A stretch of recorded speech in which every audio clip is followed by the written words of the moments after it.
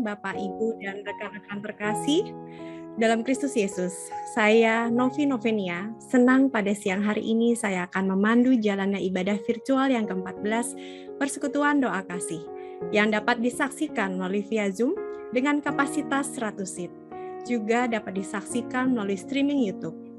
Jangan lupa memberikan like dan subscribe YouTube kami, Persekutuan Doa Kasih, dan juga Instagram kami, PD Kasih. Persekutuan Doa Kasih merupakan persekutuan doa independen dan secara kolektif diikuti oleh karyawan Sekwis Group, GSK Group, dan para tenan di Sekwis Tower dan Sekwis Center. Selama ibadah virtual berlangsung, mohon kerjasamanya untuk menonaktifkan audio dan video.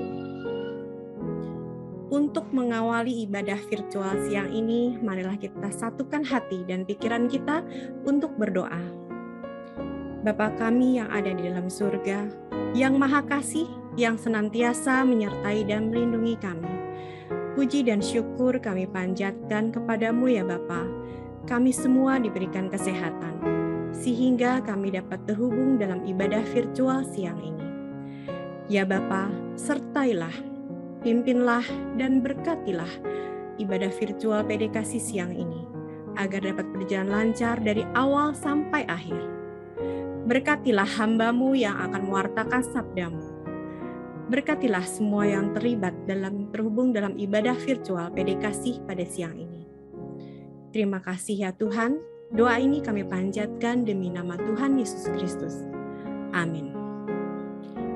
Bapak, Ibu, dan rekan-rekan terkasih, marilah memuji dan menyembah Tuhan, menaikkan beberapa pujian syukur dan penyembahan kita kepada Tuhan yang berikut ini.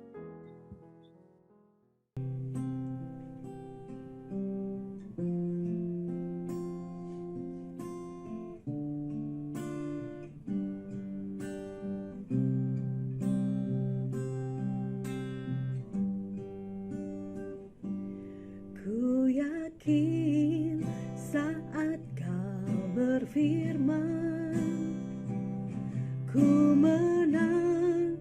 Saat kau bertindak, hidupku hanya ditentukan oleh perkataan-Mu.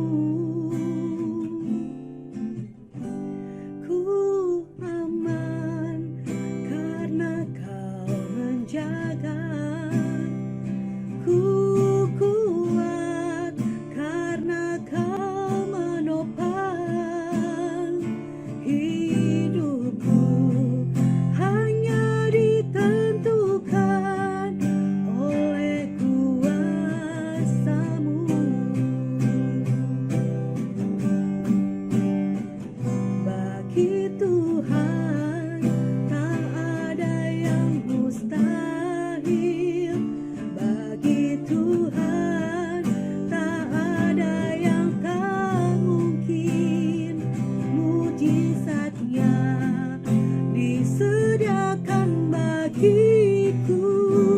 Ku diangkat dan dipulihkannya. Bagi Tuhan tak ada yang mustahil. Bagi Tuhan tak ada yang tak mungkin. Mujizatnya disediakan bagiku. Ku diangkat dan dipulihkannya. Ku diangkat dan dipulihkannya.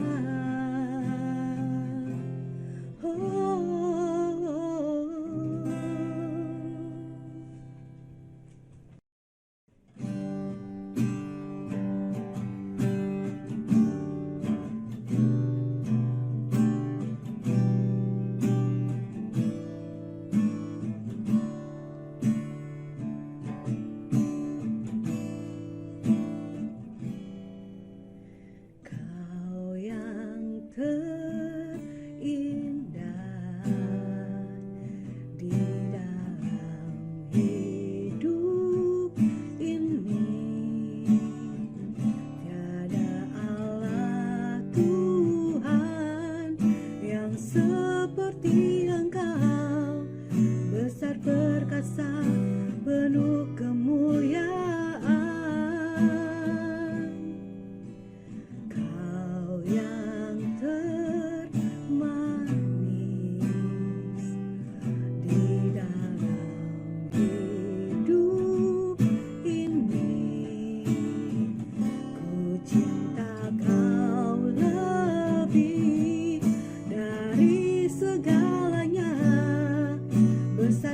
kasih setiamu kepadaku.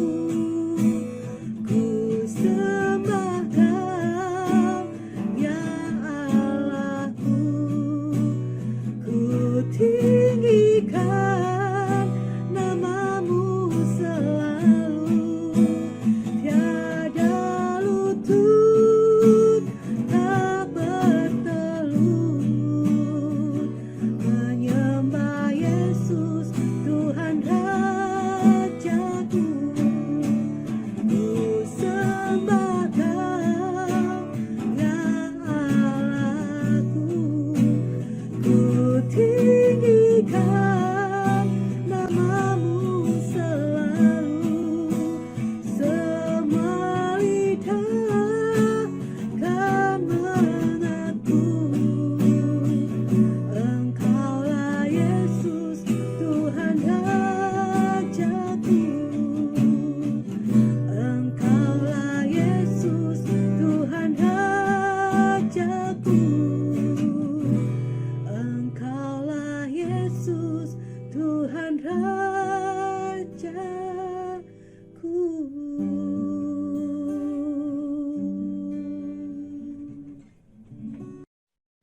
Puji Tuhan, terima kasih kepada tim pemusik yang dibawakan oleh tim PD Kasih. Bapak, Ibu, dan rekan-rekan terkasih, marilah menyiapkan hati dan pikiran kita untuk menerima firman Tuhan. Tema siang hari ini, The History Maker, yang akan diwartakan oleh hambanya, Pendeta Fuji Harsono. Kami persilahkan. Baik, Shalom, selamat siang Bapak Ibu Saudara sekalian. Senang sekali bisa ada di hadapan Anda. Terima kasih untuk kepada pimpinan dari PD setempat, PD Kasih. Terima kasih untuk kepercayaan yang diberikan kepada saya untuk bisa melayani firman Tuhan. Mari sebelum kita mendengarkan firman Tuhan, mari kita sama-sama satu dalam doa.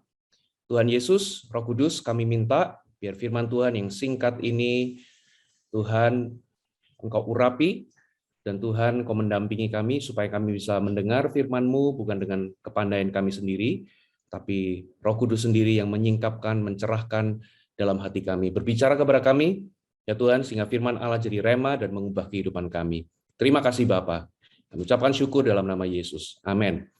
Oke, baik. Shalom Bapak Ibu Saudara sekalian. Saya diberikan tema tentang History Maker. Saudara, mungkin saya lebih condong ke arah hari-hari ini, Saudara. Kalau Saudara lihat, kita semua ini berlomba-lomba untuk menjadi influencer. Ya, anak-anak muda di zaman sekarang, kita ini semua berlomba-lomba untuk menjadi influencer. Kenapa? Karena dengan menjadi influencer, mereka berharap mereka itu bisa menjadi history maker.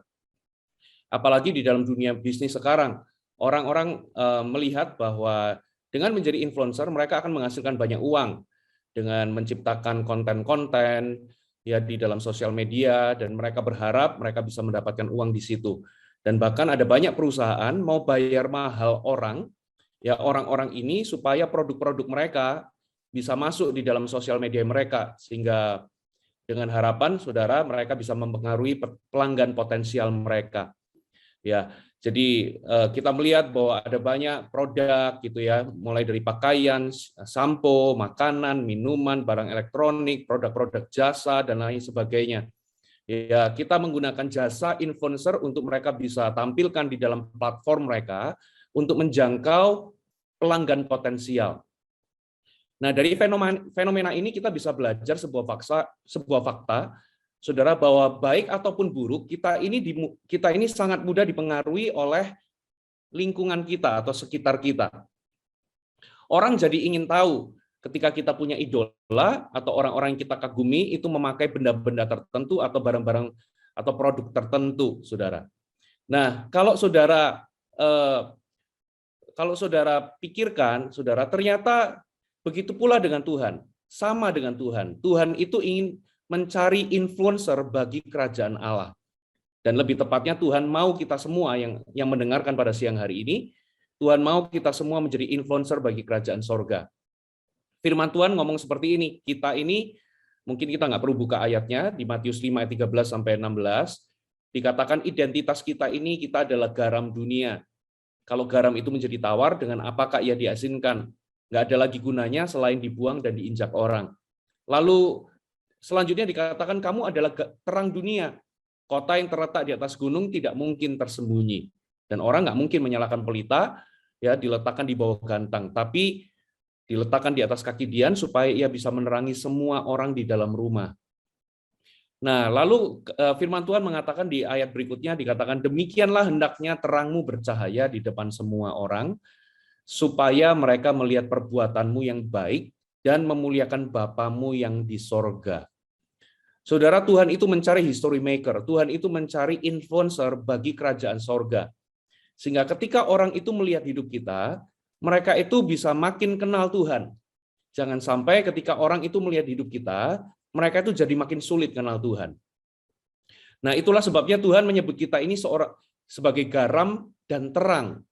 Keputusan kita, ya apapun yang kita lakukan, perilaku kita, kata-kata kita, kehidupan yang kita jalani, itu bisa membuat orang itu kenal Tuhan atau makin sulit kenal Tuhan. Nah, dengan cepat, saudara, karena waktu terbatas, saya akan bagikan 3 aspek bagaimana kita ini bisa menjadi history maker. Atau bagaimana Tuhan bisa memakai kita menjadi history maker. Bagaimana kita bisa menjadi influencer bagi kerajaan sorga, bagi kerajaan Allah. Aspek yang pertama dari menjadi history maker adalah menjadi saksi. Catat baik-baik. Saya ulangi, aspek pertama, bagaimana kita bisa menjadi history maker adalah dengan menjadi saksi. Kisah Rasul 1 ayat 8 mengatakan demikian. Kamu akan terima kuasa kalau Roh Kudus turun ke atas kamu. Dan kamu akan menjadi saksiku di Yerusalem dan di seluruh Yudea dan Samaria dan sampai ke ujung bumi. Nah, saudara perhatikan, Roh Kudus turun supaya kita ini terima kuasa. Menerima kuasa untuk apa, saudara? Ternyata Roh Kudus itu turun supaya kita terima kuasa agar kita ini bisa menjadi saksinya.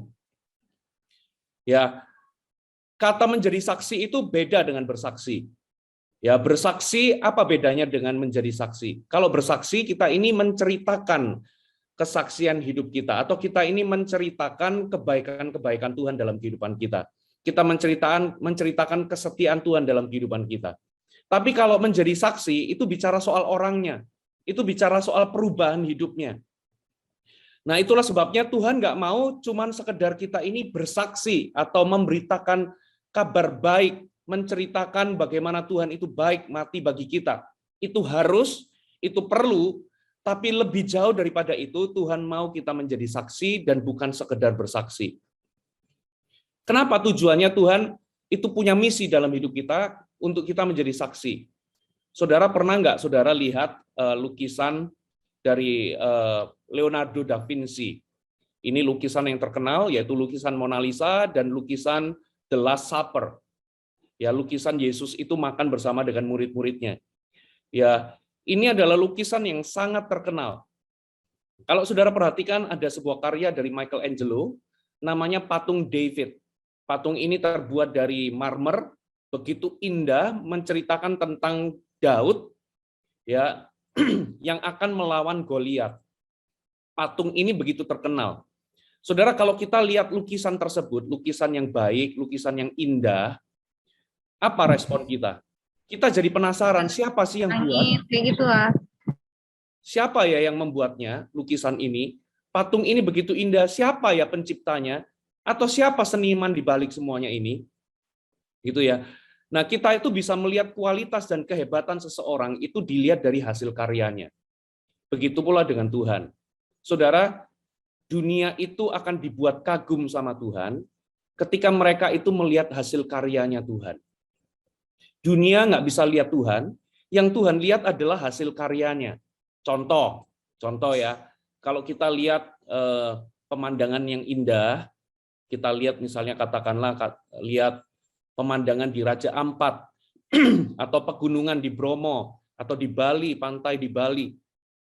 Kita ini bisa mengagumi Tuhan dengan melihat hasil karyanya. Kita nggak bisa lihat Tuhan, tapi kita bisa melihat hasil karyanya. Begitu pula dengan dunia. Dunia itu nggak bisa lihat Tuhan, tapi dunia hanya bisa melihat hasil karyanya. Dan ternyata hasil karya, mahakaryanya Tuhan itu bukanlah pemandangan alam. tapi mahakaryanya Tuhan adalah kehidupan orang-orang percaya. Kehidupan Anda dan saya itulah mahakaryanya Tuhan. Seharusnya ketika dunia melihat hidup kita, mereka itu bisa mengagumi Tuhan. Ya, dunia nggak bisa lihat Tuhan, tapi dunia bisa lihat hasil karyanya. Sama seperti kita. Kita nggak bisa lihat Michelangelo karena sudah meninggal. Kita nggak bisa lihat Leonardo da Vinci karena sudah meninggal. Tapi yang kita bisa lihat adalah hasil karyanya. Kalau kita mau jadi history maker, kita harus menjadi saksinya. Tuhan mau kita ini menjadi saksi. Nah, itulah sebabnya Tuhan itu mau mengubahkan kehidupan kita. Tuhan itu berfokus mengubah kehidupan kita. Saudara, pernah nggak saudara pikir? Coba saudara renungkan, hari ini berapa banyak di antara Anda yang minta supaya keadaan saudara itu berubah, tapi sampai hari ini belum berubah.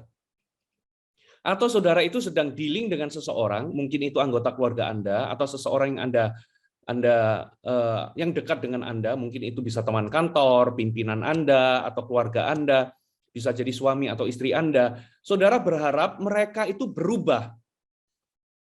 Kenapa? Karena mereka itu menyakiti Anda, membuat Anda jengkel di kantor. Orang-orang ini adalah orang-orang yang menyakiti Anda, mengecewakan Anda. Lalu Anda berharap mereka itu berubah. Tapi yang terjadi mereka nggak berubah-berubah. Saudara, kalau saudara mengalami keadaan yang belum berubah, walaupun Anda sudah berdoa, atau mungkin Anda sedang mendoakan orang supaya berubah, tapi nggak berubah-berubah juga, bisa jadi Tuhan sedang memakai keadaan yang tidak berubah, atau orang-orang yang belum berubah tersebut untuk mengubah kehidupan Anda atau untuk mengubah diri Anda. Saudara, karena apa? Karena agenda Tuhan, prioritas Tuhan itu bukan mengubah keadaan kita atau bukan mengubah orang-orang di sekitar kita, tapi agenda Tuhan yang utama adalah mengubah diri kita lewat keadaan yang belum berubah atau orang-orang yang belum berubah. Saudara. Nah, pertanyaannya, kenapa sih Tuhan itu kok fokus kepada perubahan kehidupan kita? Jawabannya sederhana, karena Tuhan mau menjadikan kita ini saksinya. Ada amin, Bapak Ibu? Nah, inilah yang menjadi rahasia dari pertumbuhan atau ledakan pertumbuhan dari gereja mula-mula. Kalau saudara baca di Kisah Rasul 5 ayat 13 sampai 14, saudara, Kisah Rasul 5 ayat 13 sampai 14 saya bacakan, orang-orang lain tidak ada yang berani menggabungkan diri kepada mereka, namun mereka sangat dihormati orang banyak. Lalu apa akibatnya karena mereka dihormati? Dikatakan, dan makin lama makin bertambahlah jumlah orang percaya kepada Tuhan, baik laki-laki maupun perempuan. Jadi orang-orang Kristen di zaman gereja mula-mula, mereka itu bukan hanya bersaksi, tapi mereka itu menjadi saksi. Dikatakan mereka itu dihormati oleh orang banyak. Kata dihormati itu mereka itu dimuliakan, mereka itu dimuliakan, bukan disembah, tapi dimuliakan atau dihormati. Karena apa? Karena mereka menunjukkan kualitas hidup atau kualitas karakter yang diubahkan. Dan efeknya apa? Jemaat semakin bertambah karena ada banyak orang ketika melihat kehidupan mereka, mereka jadi percaya kepada Tuhan. Yang dulunya keras, saudara, orang-orang Yahudi, ya itu di zaman gereja mula-mula itu kan kebanyakan orang-orang Yahudi. Saudara, orang-orang Yahudi itu temperamennya keras.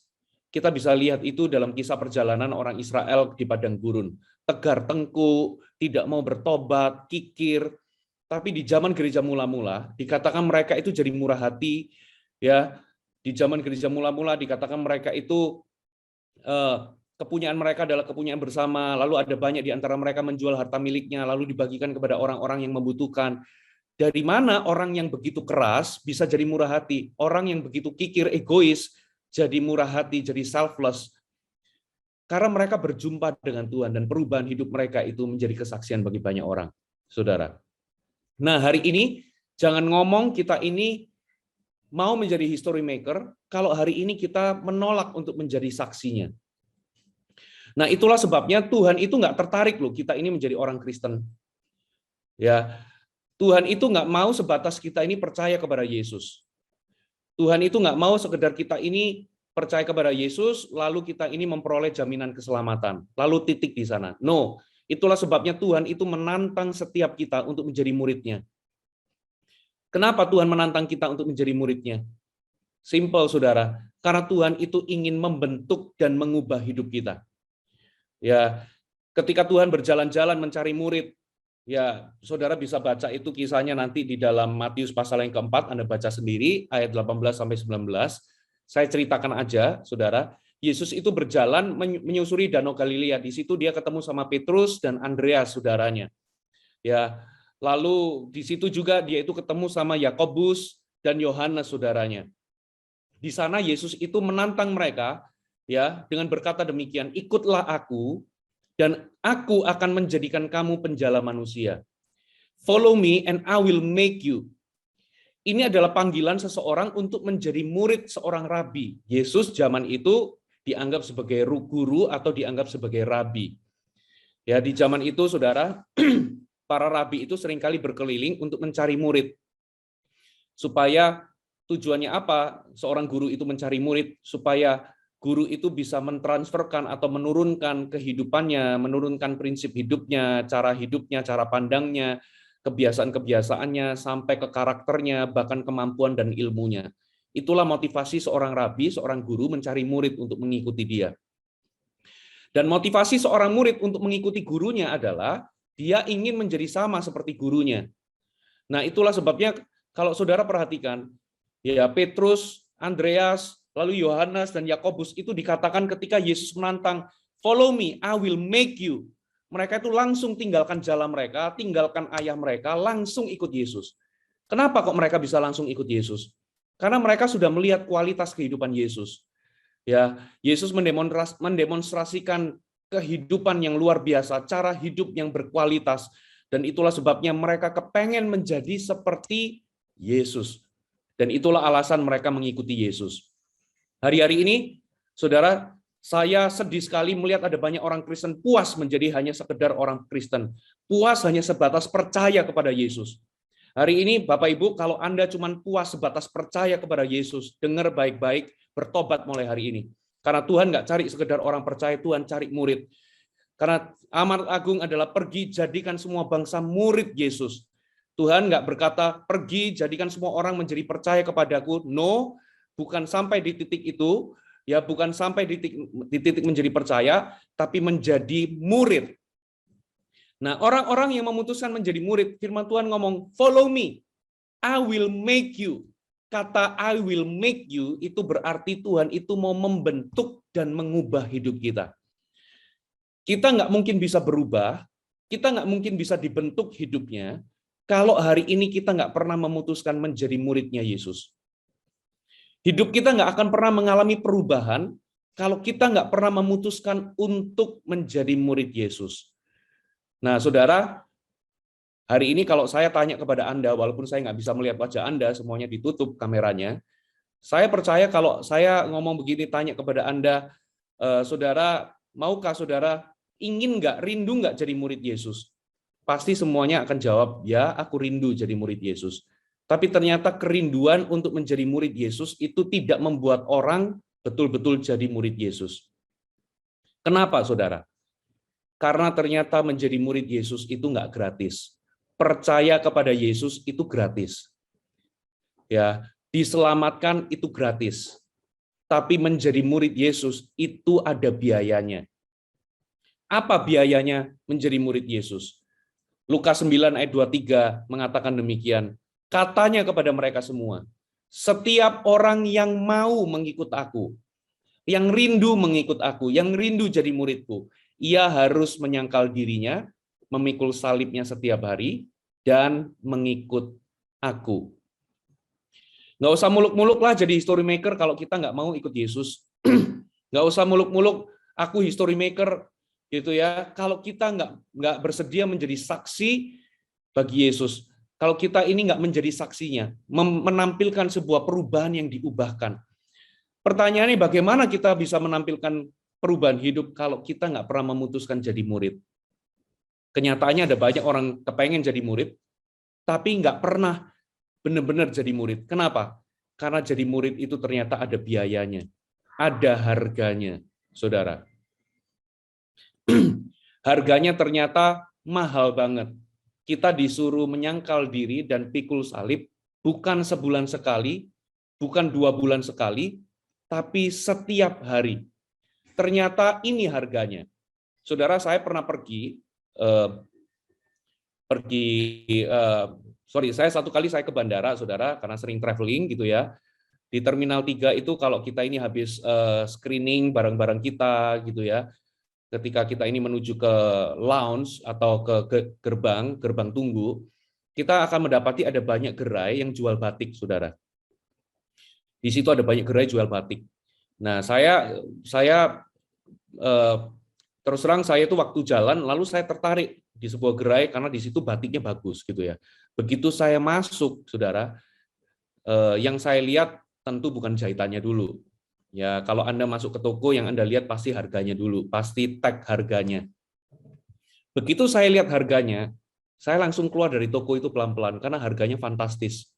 Saudara, harganya di kisaran 15 sampai 20 juta, saudara. Saya masih kepengen nggak sama batik tersebut? Saya masih kepengen. Gitu ya. Tapi kenapa kok saya tidak mendapatkan batik itu? Karena saya tidak rela membayar harganya. Bagi saya nggak worth it. Ya, mengeluarkan uang 15 sampai 20 juta hanya untuk selembar batik. Gitu ya. Saya sampai hari ini masih kepengen memiliki batik tersebut. Tapi sayangnya saya nggak rela bayar harganya. Banyak orang kepengen menjadi saksi, kepengen menjadi history maker, kepengen jadi muridnya Yesus. Tapi begitu Tuhan sodorin harganya, suruh pikul salib setiap hari, sangkal diri setiap hari, banyak orang jadi mikir-mikir. Saudara, beberapa tahun sekali, saudara, sekitar 2 tahun sekali lah gereja kami, sebelum masa pandemi itu ada tur ke Israel. Saudara, ketika kami cerita betapa indahnya Israel, pengalaman-pengalaman yang bisa didapatkan, ada banyak orang kepengen. Tapi begitu kita sodorin harganya, orang jadi mikir. Ada yang berkata, kok mahal ya, kok begini ya, kok begini ya. Ternyata kepengen ikut ke Israel, tidak menyebabkan mereka benar-benar ikut. Karena apa? Karena ada biaya yang harus dibayar. Saudara, jadi murid Yesus juga sama. Ternyata Tuhan nggak kasih kita diskon. Ternyata harganya mahal. Ikut Yesus itu ternyata nggak nyaman dan nggak enak.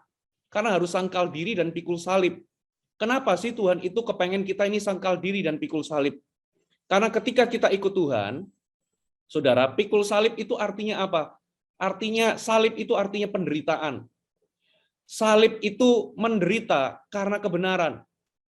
Salib itu adalah ketika kehendak kita itu bersilangan dengan kehendak Allah. Dan kita lebih memilih kehendak Allah daripada kehendak kita sendiri.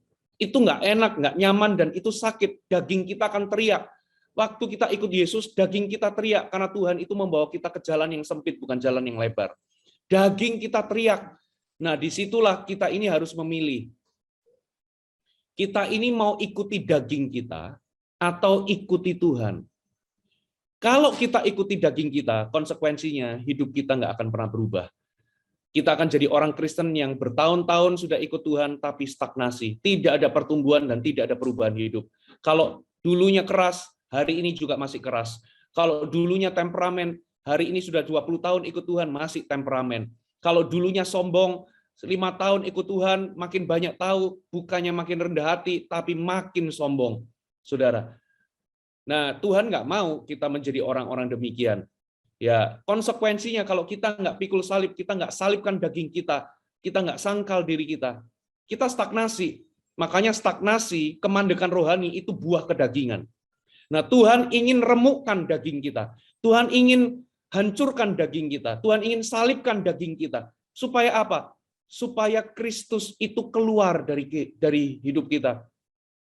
Supaya Yesus yang ada dalam diri kita itu keluar menjadi nyata dalam kehidupan kita, sehingga kita ini bisa menjadi saksi, orang bisa mengagumi Tuhan melihat kehidupan kita. Karena apa? Karena kita ini menampilkan hidup yang diubahkan. Itu aspek pertama menjadi history maker, yaitu menjadi saksi. Yang kedua, saudara, aspek kedua dari menjadi history maker adalah dengan menjadi solusi. Yang pertama adalah saksi, yang kedua adalah solusi. Saudara, Tuhan mau kita ini menjadi jawaban bagi dunia ini. Nah, itulah sebabnya Tuhan itu berkata dalam Roma pasal ke-8 ayat 35 dan 37, saya bacakan, siapakah yang memisahkan kita dari kasih Kristus? Penindasan, kesesakan, penganiayaan, kelaparan, ketelanjangan, bahaya, atau pedang? Tapi dalam semuanya itu, ayat 37, dalam semuanya itu maksudnya dalam penganiayaan, dalam kesesakan, penindasan, dalam bahaya, dalam kesukaran. Ternyata kita itu dikatakan dalam semuanya itu kita ini lebih daripada orang-orang yang menang. Oleh karena Dia yang mengasihi kita. We are more than conqueror. 1 Yohanes 5 ayat 4 dikatakan begini, sebab semua orang yang lahir dari Allah mengalahkan dunia. Dan inilah kemenangan kita yang mengalahkan dunia. Iman kita. Kata mengalahkan dunia itu ternyata kita ini overcomer. Jadi dari 2 ayat ini kita bisa tahu bahwa kita ini adalah overcomer dan conqueror. Kita ini adalah penakluk dan pemenang. Kita ini identitasnya adalah seorang penakluk. Orang yang lahir daripada Allah mengalahkan dunia. Kalau kita ini sudah percaya Yesus, kita ini anak-anak Tuhan. Tuhan itu menentukan kita untuk menjadi pemenang, penakluk, conqueror, overcomer. Ya. Nah, dalam kitab Roma dikatakan dalam apa kita ini dikatakan sebagai orang-orang yang menang? Yaitu dalam kesukaran, dalam penindasan, ya, dalam penganiayaan. Dengan kata lain, apa saudara? Apa syarat kita ini menjadi pemenang atau penakluk? Syaratnya harus ada masalah, saudara. Syaratnya harus ada kesukaran. Syaratnya harus ada tantangan. Syaratnya harus ada persoalan. Syaratnya harus ada masalah. Makanya 1 Yohanes 5 ayat 4 mengatakan, apa modal kita untuk mengalahkan dunia? Iman kita dikatakan. Ya, saya ulangi, saudara. Jadi, apa syaratnya kita ini menjadi penakluk atau menjadi pemenang? Syaratnya adalah harus ada masalah. Apa modal kita? Iman kita. Modalnya adalah iman kita. Maksudnya apa? Iman itu juga berarti tentang sikap kita dan mentalitas kita. Saudara, apa maksudnya sikap dan mental, saudara? Saudara, sikap dan mental kita ini menentukan apakah kita ini jadi orang yang menang atau menjadi orang yang berhasil dalam kehidupan atau menjadi orang yang gagal dalam kehidupan ini.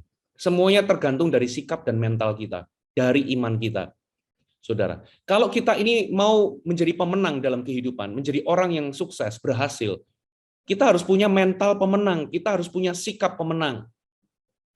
Ya, jangan punya mental pecundang dan sikap pecundang, saudara. Kenapa? Karena karena mental kita itu menentukan sikap kita. Saya mau kasih contoh, saudara. Mungkin saudara juga sudah dengar contoh ini. Ada 2 orang salesman, ya, diutus oleh perusahaan sepatu, diutus untuk jualan sepatu di sebuah daerah terpencil. Ya, salesman yang pertama ketika datang di situ lalu mendapati ternyata penduduk di situ itu punya custom, punya budaya, memang nggak pernah pakai sandal atau nggak pernah pakai sepatu. Jadi nggak ada satupun orang yang pakai sandal atau sepatu.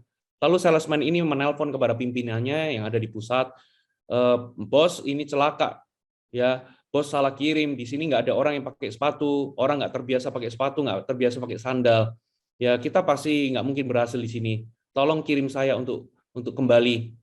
Akhirnya singkat cerita, ia minta pulang, lalu dia dikirim pulang, saudara.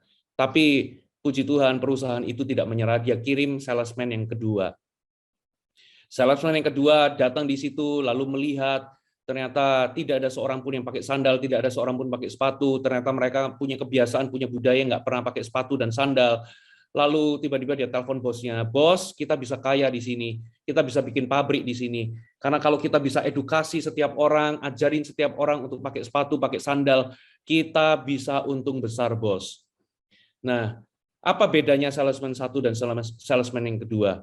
Ternyata mereka ini punya masalah yang sama, tapi punya perspektif, cara pandang, dan sikap yang berbeda. Dari mana asalnya dia punya sikap dan cara pandang yang berbeda? Karena keduanya punya mentalitas yang berbeda. Salesman yang pertama itu mentalitasnya nggak mau susah, nggak mau ketemu masalah, menghindari masalah, ya nggak mau repot, maunya serba gampang, maunya itu kalau mau sukses, kalau bisa itu nggak ada kerja keras. Ya, mau sukses tapi nggak mau ada tantangan, nggak mau ada pintu yang tertutup, nggak mau ada kesulitan. Itu mentalnya mental kepengen semuanya mudah. Mentalnya mental nggak mau menghadapi yang namanya persoalan dan kesulitan. Saudara, di dalam perusahaan Anda, kalau Anda punya anak buah seperti ini, pecat aja, saudara. Karena apa? Karena orang seperti ini nggak mungkin berhasil. Karena mentalnya mental tempe. Ya, suruh kerja sesuatu maunya yang mudah, maunya yang gampang, ketemu sama masalah, mundur. Ya, carilah orang-orang yang punya mentalitas pemenang. Maksudnya apa? Orang itu punya mental siap ketemu sama kesulitan. Nah, salesman yang kedua, itu mentalnya dia tahu bahwa untuk sukses, kalau mau berhasil, itu harus siap ketemu sama kemustahilan, ketemu sama kesulitan. Jadi ketika dia ketemu sama kesulitan, nggak ada orang pakai sepatu, dia jadi kreatif. Dia jadi punya cara pandang yang berbeda. Dia punya sikap yang berbeda. Karena apa? Karena sikapnya itu terbentuk dari mentalnya. Saudara. Nah, begitu pula dengan Tuhan. Anda kalau mau jadi history maker, kalau Anda mau jadi menjadi solusi dimanapun Anda ditempatkan, di rumah tangga Anda, di tempat kerja Anda, saudara, kalau Anda itu mau jadi solusi, Anda perlu mental seorang pemenang. Nah, apalagi di musim-musim sekarang, musim pandemi, di masa sukar seperti ini, saudara, banyak orang hidupnya sulit, banyak perusahaan kolaps, ada banyak perusahaan mengalami kemustahilan. Saudara, seharusnya anak-anak Tuhan itu bisa muncul dan tampil sebagai solusi. Tuhan itu ingin mempromosi anak-anak Tuhan di masa-masa sulit ini. Tapi sayangnya ada banyak anak Tuhan itu mentalitasnya adalah mentalitas menghindari masalah. Kalau saudara punya anak, saudara jangan terlalu lembek sama anak. Ya, disuruh sekolah, Pak, Ma, boleh bolos nggak? Oh ya, boleh bolos. Ketemu kesulitan, saudara bantu. Ya, jadi akhirnya anak saudara itu jadi rapuh, jadi lemah, ya nggak punya mental yang kuat. Karena apa? Karena dia nggak pernah ketemu kesulitan selama hidupnya, saudara. Nah, orang Kristen yang model begini nggak akan pernah Tuhan pakai jadi solusi dimanapun dia berada, saudara. Hari-hari ini Tuhan ingin memakai anak-anak Tuhan. Dan orang-orang yang dipromosi sama Tuhan, dipakai sama Tuhan, itu selalu ciri-cirinya begini. Tuhan izinkan ada masalah di sebuah tempat, di sebuah perusahaan, atau di sebuah masa. Dengan tujuan apa? Supaya anak-anak Tuhan itu muncul jadi jawaban. Saya mau kasih contoh. Ketika Goliat menantang orang Israel, saudara, ada semua tentara Israel, semua bahkan termasuk Raja Saul itu tidak berani menghadapi Goliat. Semua orang ketakutan. Selama 40 hari Goliat menantang, tidak ada satupun yang menjadi jawaban. Tidak ada satupun orang yang berani tampil menghadapi Goliat. Sampai Daud itu sampai di medan perang. Sebetulnya Daud sampai di situ itu karena dia mau bawa makan siang buat kakak-kakaknya. Tapi apa yang terjadi? Dia ngomong sama Saul, saudara. Ya, 1 Samuel 17 ayat 32, dia ngomong begini. Ya, berkatalah Daud kepada Saul, janganlah seorang menjadi tawar hati karena dia, hambamu ini akan pergi melawan orang Filistin itu. Sementara semua tentara nggak ada satupun yang berani termasuk Saul menghadapi Goliat. Ini anak muda tiba-tiba ngomong begini, ya Saul, ya jangan seorang pun menjadi tawar hati. Sekarang ini hambamu mau jadi volunteer menghadapi Goliat ini. Dari mana keberanian Daud ini muncul? Karena mentalnya. Daud itu ngomong sama Saul, saudara, hambamu ini sering mengembalakan domba ya dari ayah hamba yang cuma 2-3 ekor. Dan ketika ketika singa ataupun beruang datang menerkam, aku mengejar mereka, aku melawan mereka, dan aku melepaskan mereka dari cengkraman atau dari gigitan dari mulut singa dan beruang. Saudara, Daud ini ketika punya kesulitan mentalnya bukan pecundang, dia nggak lari meninggalkan domba-dombanya, tapi dia hadapi singa itu, dia bergulat dengan singa, dia bergulat dengan beruang, dia nggak melarikan diri, dia nggak main aman, saudara. Itulah mentalnya Daud. Itulah sebabnya ketika bangsa Israel menghadapi krisis di dalam peperangan, yang dipakai adalah Daud, yang dipakai Tuhan menjadi solusi adalah Daud. Saudara, hari ini bagaimana dengan Anda?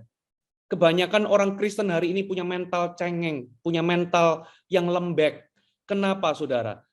Banyak orang menjadi kecewa ketika berkomunitas, menjadi kecewa dengan pemimpin. Kenapa, saudara? Mereka mengeluh ketika aku ada masalah, ketika aku ketimpa masalah, nggak ada orang yang menguatkan aku. Lalu komplain pemimpinnya nggak perhatian sama dia, pemimpinnya nggak begini, nggak begitu, gitu ya. Lalu itu menjadikan excuse untuk dia meninggalkan Tuhan, menjadi excuse untuk dia itu menjadi putus asa. Saudara, dengar baik-baik. Puji Tuhan kalau Anda hidup dalam komunitas, ada orang yang menguatkan Anda, ada orang yang mendukung Anda ketika Anda berada dalam masa sukar. Tapi tahukah saudara, tanggung jawab untuk menguatkan diri kita itu berada di tangan kita sendiri. Itulah sebabnya Yosua itu diperingatkan Tuhan. 3 kali Tuhan berkata kepada Yosua, kuatkan dan teguhkan hatimu. Kuatkan dan teguhkan hatimu 3 kali. Ya, kenapa saudara?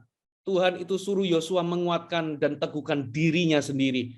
Karena Tuhan tahu Yosua itu bisa jadi akan mengalami situasi di mana dia sendiri dan dirinya sendirilah yang bertanggung jawab untuk menguatkan dirinya. Banyak orang Kristen sekarang ini mahir menguatkan orang ketika dalam kesulitan.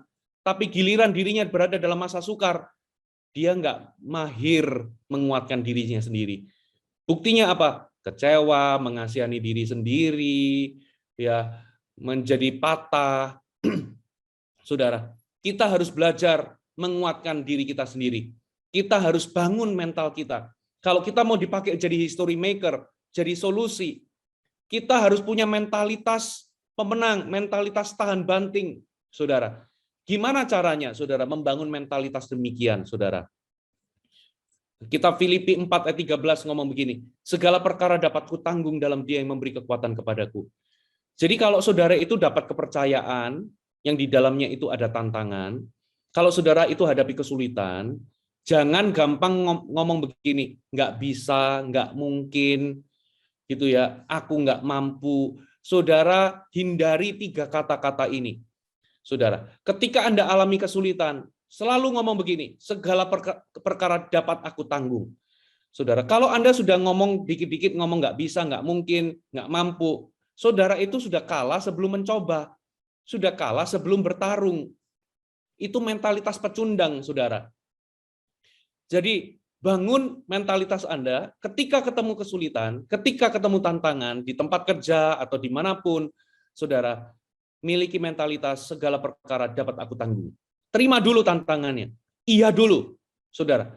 Terima kepercayaan besar, saudara. Anda tahu mungkin Anda merasa nggak mampu, tapi jangan buru-buru ngomong, jangan bos, jangan pak, gitu ya. Aku nggak mampu, aku nggak bisa. Terima dulu. Sisanya Tuhan akan mampukan, saudara. Ya, jadi belajar untuk membangun mentalitas dengan cara apa? Yang pertama, belajar menguatkan diri kita seperti Yosua. Yang kedua, belajarlah untuk tidak mudah berkata nggak mau, nggak bisa, nggak mungkin, gitu ya, nggak mampu. Belajar tidak mudah berkata-kata demikian, saudara. Kalau Anda belajar menguatkan diri sendiri di masa sulit, dan Anda belajar untuk tidak mudah berkata, tidak mau, tidak bisa, tidak mungkin, mental Anda akan terbangun, saudara. Dan guess what? Dimanapun Anda berada, Anda akan dipromosi oleh Tuhan. Kenapa, saudara? Karena Anda selalu tampil menjadi solusi, saudara. Contoh berikutnya adalah Yusuf, Daniel, saudara. Mereka adalah orang-orang yang dipakai menjadi jawaban di masa itu, menafsirkan mimpi. Yusuf itu bukan hanya menafsirkan mimpi, tapi memberikan solusi di masa kekeringan bagi Mesir, saudara. Semuanya kalau Anda telusuri, kenapa kok Tuhan promosikan orang ini? karena mereka memang punya mentalitas untuk menghadapi tantangan. Mereka siap menerima tantangan untuk menafsirkan mimpi, saudara. Dan Tuhan itu memakai kemustahilan, Tuhan memakai kesulitan, kesukaran untuk mengangkat anak-anak Tuhan, supaya mereka bisa menjadi solusi dan jawaban. Yang terakhir, saudara, aspek yang ketiga supaya kita ini bisa menjadi history maker. Yang pertama adalah menjadi saksi. Yang kedua adalah menjadi solusi. S yang ketiga adalah menjadi saluran. Saudara, coba kita buka atau baca di Markus pasal yang ke-6, saudara. Saya bacakan di ayat yang ke-41. Sebelumnya saya kasih background-nya. Ada banyak orang mengikuti Yesus, selalu dikatakan mereka itu kelaparan gitu ya. Murid-muridnya itu tanya sama Yesus, Tuhan suruh mereka pergi supaya mereka bisa beli makanan gitu ya. Tetapi Yesus menjawab, kamu yang harus beri makan mereka. Loh Tuhan, apakah kami harus beli roti seharga 200 dinar untuk beri mereka makan? Kalaupun bisa, itu pun nggak cukup dengan jumlah orang sebanyak ini. Lalu Yesus ngomong begini, berapa banyak roti yang ada padamu? Coba periksa. Setelah diperiksa, ternyata ada 5 roti dan 2 ikan. Lalu apa yang terjadi? Di ayat 41 dikatakan begini, dan setelah ia mengambil 5 roti dan 2 ikan itu, ia menengadah ke langit dan mengucap berkat, lalu memecahkan roti itu dan memberikannya, bukan memberikannya kepada orang banyak, tapi pertama-tama memberikannya kepada murid-muridnya. Supaya apa? Bukan supaya dimakan sendiri, tapi supaya, dikatakan di ayat selanjutnya, dibagi-bagikan kepada orang-orang itu. Begitu juga kedua ikan itu dibagi-bagikannya kepada semua mereka. Jadi waktu Yesus menengadah, mengucap berkat, 5 roti 2 ikan itu nggak langsung jadi banyak, saudara. Kalau langsung jadi banyak, maka Yesus akan tenggelam di dalam tumpukan roti dan ikan, saudara. Enggak, itu roti cuma tetap bentuknya 5 roti dan 2 ikan, tapi dipecah-pecah, dibagikan dulu kepada murid-muridnya. Bukan supaya murid-muridnya itu makan, tapi supaya murid-muridnya itu jadi saluran dari berkat Tuhan. Nah, ini yang terjadi ketika murid-muridnya itu membagikan roti yang sedikit di tangan mereka itu, ternyata di dalam basket itu atau di dalam keranjang mereka, rotinya nggak habis-habis. Sehingga mereka itu bisa memberi makan 5.000 orang laki-laki, belum termasuk kalau ada perempuan dan anak-anak, saudara. Jadi ternyata kalau kita ini mau jadi history maker, kalau kita ini mau menjadi pencetak sejarah, ternyata Tuhan mau kita ini menjadi saluran. Saudara, dimanapun kita berada, kita ini harus punya mental menjadi saluran. Ternyata Tuhan itu kalau memberkati kita, tujuannya adalah supaya kita ini menjadi berkat. Saya mau kasih contoh, nggak usah jauh-jauh. Kalau Anda di gereja, siapa Anda di gereja? Apakah Anda ini cuma penikmat atau pengunjung? Atau Anda ini pengerja di dalam gereja Anda? Bedanya di mana? Kalau penikmat, kalau pengunjung, dia itu datang hanya untuk diberkati. Dia datang untuk diberkati, untuk menerima sesuatu. Tapi beda kalau Anda itu pengerja. Anda datang di situ bukan cuma Anda ingin diberkati, tapi lebih jauh dari itu Anda ingin memberkati. Saudara, hari ini saya challenge siapapun yang dengar khotbah saya di siang hari ini. Jangan berhenti menikmati khotbah-khotbah, saudara. Jangan berhenti mencari khotbah-khotbah yang bagus. Kenapa, saudara? Karena Tuhan ingin kita untuk memuridkan. Go and make disciples. Dalam bahasa aslinya itu pergilah dan lakukanlah pekerjaan memuridkan. Ya, beritakan Injil, baptis mereka dan ajarkanlah mereka segala sesuatu yang telah kuperintahkan kepadamu. Kenapa Tuhan suruh kita ini memuridkan, saudara? Supaya kita ini nggak jadi laut mati. Ternyata semua pewahyuan, semua pelajaran, ya semua didikan yang Tuhan berikan dalam kehidupan kita, semua rema, semua berkat-berkat firman Tuhan yang Tuhan sudah berikan kepada kita, itu ternyata bukan untuk konsumsi pribadi saja, Tapi ternyata Tuhan itu punya maksud supaya kita ini bisa meneruskan kepada orang lain, supaya kita ini bisa membimbing orang juga untuk menjadi murid Tuhan. Saudara, bayangkan kalau saudara itu makan terus tapi nggak pernah keluar. Tubuh Anda nggak sehat. Saudara makan terus tapi saudara nggak pernah olahraga, sehingga kalorinya nggak pernah keluar jadi energi. Apa yang terjadi? Anda jadi kolesterol, obesitas, kegemukan, jadi penyakit jantung koroner. Tubuh Anda nggak sehat. Hari ini ada banyak orang Kristen kelihatannya rajin ke gereja, tapi secara rohani mereka nggak sehat. Kenapa? Selama bertahun-tahun mereka itu cuman duduk sebagai penonton. Anda cuman duduk menikmati khotbah, Anda cuman duduk tidak melakukan apa-apa, tidak menjadi pelayan Tuhan, tidak menjadi pemimpin, tidak menjadi pembimbing, isinya cuman orang Kristen yang isinya laut mati. Nggak jadi berkat, saudara. Laut mati di situ nggak ada kehidupan, saudara. Kerohanian banyak orang Kristen hari-hari ini mati, boring, kering, nggak ada kehidupan. Why? Karena mereka tidak punya mental jadi saluran. Tidak memiliki mental menjadi saluran berkat, saudara. Nah, hari ini, ya kalau Anda ingin menjadi history maker, saudara harus mau menjadi saluran. Saya sudah selesai. 3 hal ini menjadi aspek bagaimana menjadi history maker. Yang pertama adalah menjadi saksi, menjadi solusi, dan yang terakhir menjadi saluran. Tuhan Yesus memberkati, mari kita satu dalam doa. Meteraikan firman-Mu, Tuhan, kepada siapapun yang mendengarkan, hamba berdoa biar setiap kita menjadi pelaku firman, dan firman ini bukan cuma sekedar lalu, tapi hamba berdoa ini mengubahkan mereka dari dalam keluar. In Jesus' name we pray. Amen. Amin. Amin. Thank Puji you. Tuhan, kita sungguh sangat diberkati oleh firman Tuhan hari ini. Kiranya firman-Nya yang luar biasa juga meneguhkan iman kita dan memberkati kita semua. Amin. Terima kasih kepada Pendeta Fuji Harsono atas pelayanan firman yang telah dibawakan pada hari ini. Semoga pelayanan Pendeta Fuji semakin dipakai Tuhan dan diberkati. Bapak, Ibu, dan rekan-rekan terkasih, sekarang tibalah saatnya kita akan mengumpulkan persembahan kita untuk memperlancar pelayanan PDKasih. Dukungan Bapak, Ibu, dan rekan-rekan terkasih dapat disalurkan melalui QR Code GoPay sesuai yang tertera di slide berikut ini, atau melalui transfer ke rekening BCA atas nama Nitya Darmawati atau Dodi Besi. Saat ku masuk ke hadirat-Mu, ku tersungkur dan sembah-Mu. Ku persembahkan korban syukurku yang terbaik bagi-Mu.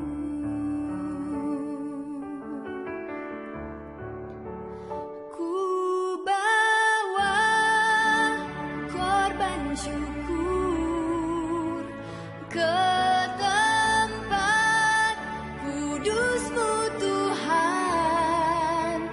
Hatiku limpah dengan syukur, sebab Tuhan baik selamanya. Ku bawa korban syukur ke tempat kudus-Mu, Tuhan. Hatiku limpah dengan syukur, sebab Tuhan baik.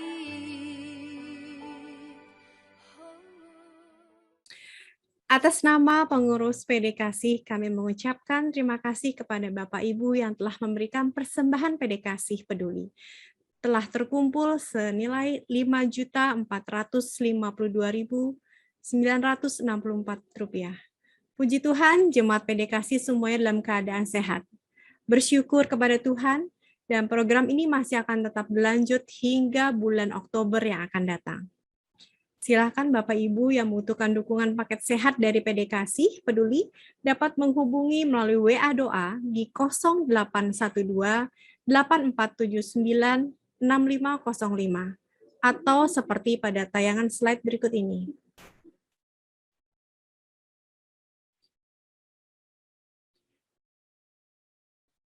Bagi Bapak, Ibu, dan rekan-rekan terkasih yang memiliki kerinduan untuk melayani dalam PD Kasih sebagai MC, singer, pemusik, pendoa, dan sebagainya, dipersilahkan dapat menghubungi Bapak Dodi Besi atau Bapak Sungadi. Bapak, Ibu, dan rekan-rekan terkasih, puji Tuhan kita sampai di penghujung ibadah hari ini. Kami mohon hambanya Pendeta Fuji Harsono untuk menaikkan doa berkat. Kami persilahkan.